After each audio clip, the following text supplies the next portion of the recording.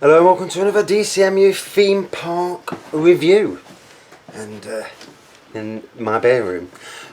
Today I'm going to be reviewing Thorpe Park. I'm going to do the hotel review separately because it's a bit different, the hotel, especially to what I'm used to as theme park hotels. So Thorpe Park, what a trek it is to get to Thorpe Park. Obviously from Nottingham down the M1 onto the M25 and following the sat navs, and bloody hell, if I didn't have a sat nav I'd never find the place. And you drive in, and we were stopping at the hotel when we went down, so you drive and you think, well, where do you park? Where's the hotel? Where do you know, and there was no segregated parking or anything. You just park wherever you parked, all a bit strange, to be fair. So walking in, you walk in, like, go over a little bridge, and like, you've got this, I think it's what they call the dome, entertainment area with a pub and the big TV on the wall, and then off that it goes on to the island, the proper island. A very different theme park. And when we went, Love Island, they were doing Love Island things there, and they had a beach, and for a park that's aimed at the thrill ride population, it did have some good family elements. So we'll talk about the rides. I've had to put them on here because I can't remember every ride. The Walking Dead, great indoor coaster, reminds me of the Mummy at Universal Studios in Orlando. Some great scare elements to it. You come off and you walk through the maze, and and someone was in the maze trying to scare people, so that was quite funny. And I think a good ride. I can't remember what it was before, but I enjoyed that, and also enjoyed that somebody who was queue jumping got kicked out the queue. That was nice to see. No queue. There shouldn't be any queue jumping at theme parks. Good ride. Darren Brown's Ghost Train. Now, we had mixed reviews of this. First time we went on, it broke down, we had to come off. Second time we went on, it was a baking hot. We went on the train, and both of us were not overly impressed, because you put these VR things on and you're on the train, then you come off the train, and I've got to be honest, I wasn't overly impressed at all with that ride. Click hard drive. Once impressed. I know it's cost a lot of money in that, but I don't know why there needs to be so horror related theme park rides. So didn't rate that. So like Walking Dead, didn't rate Dan Brown's Ghost Train. Saw the ride, another horror ride. Why? What is this thing about horror rides? Movie themed roller coaster, horror themed roller coaster, and I loved it when you come out straight out the station. You got on and you straight away into an inversion. Reminds me of Smile at Alton Towers, similar sort of layout in that respect. Obviously not as many inversions. I saw the ride. That lift hill, it was amazing. Vertical lift hill. And a good ride, a good coaster, what Smiler should have been, because Smiler to me, too much of a headbanger. Come off sore, fine, not even sore. But a good Gerstlauer. Next up, Stealth. Wow. So I've been to Ferrari Land and ridden Red Force, and that's an amazing coaster, and this is obviously the closest thing in Britain. 205 foot high, 0 to 80 mile an hour in 2 seconds, so it's got some poke to it. We went on it, and wow, it just reminded me of Red Force. Fantastic coaster. A massive thumbs up for that. Brilliant coaster, brilliant addition to the park. The Swarm, the UK's first winged roller coaster. Love the theming all around the ride. Not a bad queue line either. And the near miss elements, a feeling of safe. I felt safe on that ride. You know, I don't want to go. I like to go on a roller coaster. I don't want to feel like I'm going to fall out. You know, again, a fantastic roller coaster. You know, one of these days I'll do my top 10 of theme park roller coasters in the UK, because I've ridden just about every single one, and you know, be interesting to see what is the top 10. I'll have to do some really hard thinking on that. But yeah, fantastic. Next on the list, Colossus, and there's actually a Colossus Rev B coming to Flamingo Land. So that's good for Flamingo Land. Although I tried to get some information out of them, and they're not giving anything away, miserable sods. Yeah, Colossus, 10 inversions, speeds up to 45 mile an hour. Now, when we went on, I think because the track was getting warm, it was going too fast, and they had to limit the amount of people on trains because of the the speed elements. But loved it, fantastic roller coaster. It might be a bit old now, but I think a great roller coaster, a good addition to the park. Certainly one that shouldn't be getting rid of at any time soon. Nemesis Inferno. Now, whereas Nemesis at Alton Towers has got a great theming, even in the queue line, this to me, bit crappy theming, to be honest. I wasn't impressed with the theming. The ride itself, very similar to Nemesis. You know, if you've ridden Nemesis, you've ridden this. Don't think it's as good as Nemesis though. So you know, but again, a good ride. You know, your legs dangling down, fantastic. Tidal wave. So we had some queue jumpers on this ride, and I told them to get back. You know, won't let them through. No, you're not coming through. No. My wife, she had a right funky on that day. Was not letting them through. But yeah, get on, go up the lift hill, come round, one drop special, but that's all you need because you do get wet.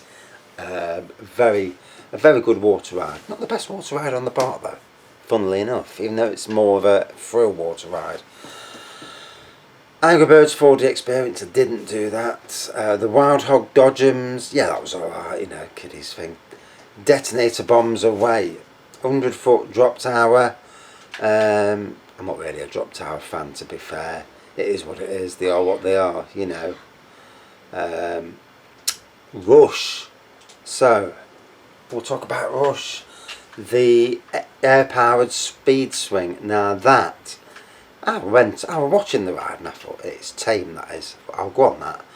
And not much of a restraint to cost you. A little lap bar. And not much to hold on either. And I tell you what, scared the life out of me.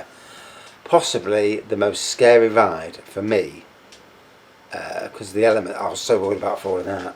The most scariest ride there at Thorpe Park, yeah, really scary. Samurai, this spinny whatever ride it's what it is, reaching forces up to 5 Gs as you spin 360 degrees. This used to be at Chessington, if I remember right. Yeah, went on it, not really my cup of tea, some of these flat rides, but to be fair, Alton Towers needs flat rides, you know. As for Thorpe Park, a great ride for the park, soaks the queue lines up. This is the thing with theme parks. Don't keep getting rid of rides.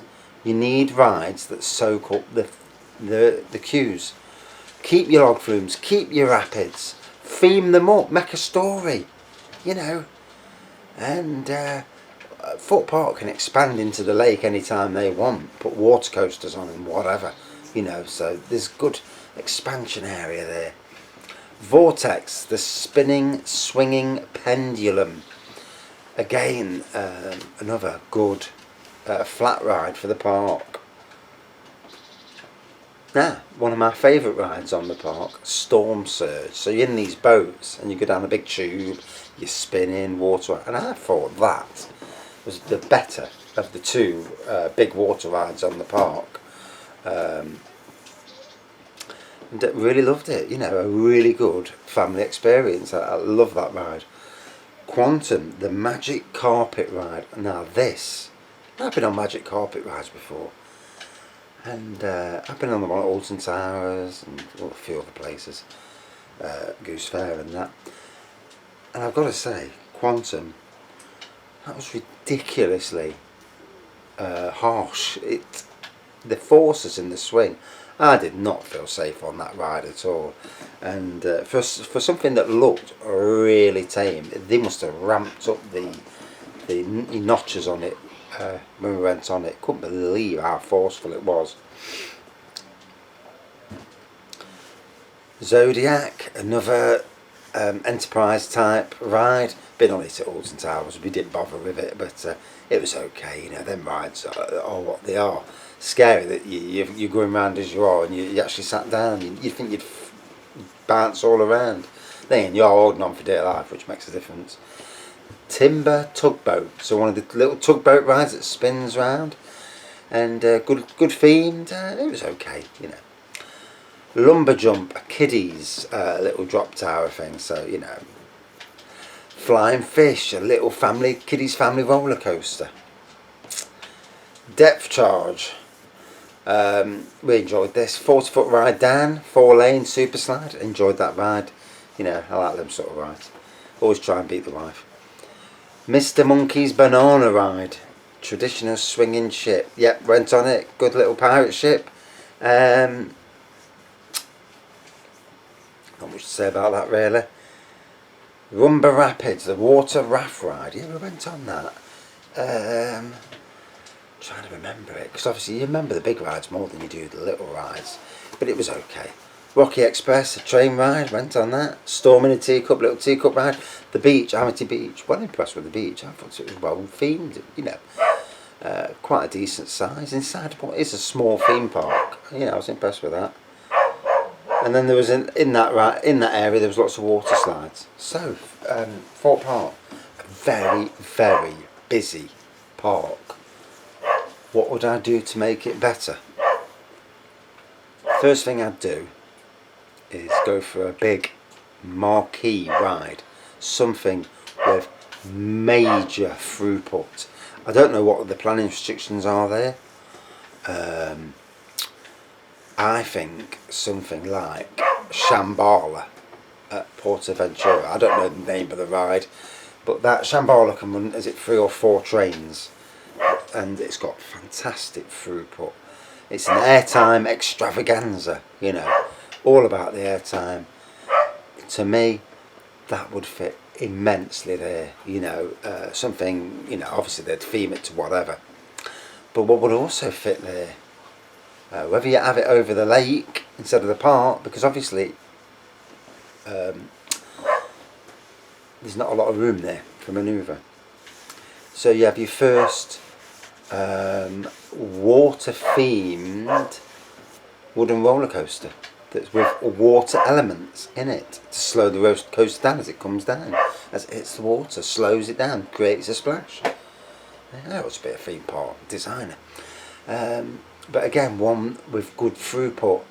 That can be a family ride. It doesn't have to be. It can be something like Wicker Man, which I think is probably the best wooden coaster in the UK. But yeah, that would be great there. I also think a water coaster, a Mack Rides water coaster, even a dual racing water coaster, you know, something like that, something that can swallow queues up. So Thorpe Park, more for bigger kids. Let's be fair, than small kids. There's not a lot there for small kids. There's some family rides, but there's not a lot. So it needs a new big marquee roller coaster, that's for sure. Out of 5, what would you give it out of 5? I'll give it about 4.6. We had tried to miss out on the busy days though, because when it's busy, it is horrendous. Because we stopped in the hotel, we got on the park for an extra, was it half an hour or so, before anybody else. And in the first half an hour, we got on 4 rides in that half an hour. You know, and that made the day for us, because the first day we went, we hardly got on anything, you know, it was rubbish. But the second day, had a great day and came away thoroughly happy, you know, and that's what you want. So it's definitely a 2-day theme park, unless you go on a very, very quiet day. And that's my review of Thorpe Park. I'm going to review the hotel separately, because I personally think it needs its own review, you know, but it's very different. But we'll come to that another time.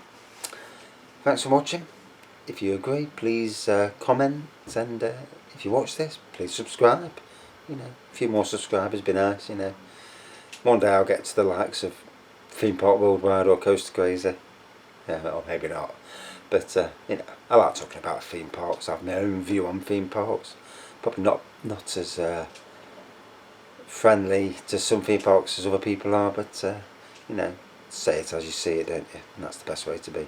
Thanks for watching. See you soon. Ah, shoulder. Hero did that. Flamingo Land.